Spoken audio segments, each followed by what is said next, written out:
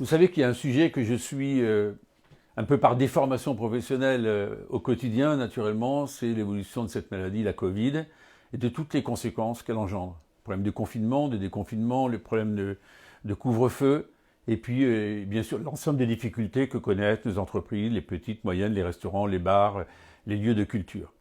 Alors, il y a 3 semaines, il y a une décision importante qui a été prise. Vous savez, à un moment, c'était l'hésitation, est-ce que oui ou non, on confine complètement ou pas. Le président de la République a souhaité ne pas reconfiner et j'ai soutenu cette initiative. Autant j'ai pu être sévère sur les masques, autant j'ai pu être sévère sur les tests, que là, c'était une bonne initiative que de ne pas reconfiner. Et d'ailleurs, comme les Français eh bien, sont assez exemplaires, puisqu'ils portent les masques, parce qu'ils respectent la distanciation sociale, parce qu'on voit bien qu'il y a une petite amélioration. Alors, c'est le début de quelque chose.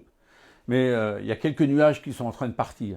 Et de toute façon, ces nuages, ils ne disparaîtront que lorsque la vaccination sera encore plus importante qu'elle ne l'est. Ça marche très bien à Châteaudun.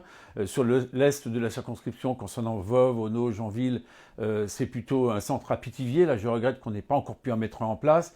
Mais ce qu'il faut, c'est avoir plus de vaccins. Alors, les fabricants de vaccins commencent à mettre les bouchées doubles. Il est temps. Nous n'avons pas d'autres médicaments que les vaccins. Or, les vaccins sont ceux qui nous protègent bien. Donc, je continue de surveiller cela. Je participe naturellement à toutes les réunions autour de la préfète et au niveau national autour des ministres pour vérifier que le déploiement vaccinal soit bien sûr respecté.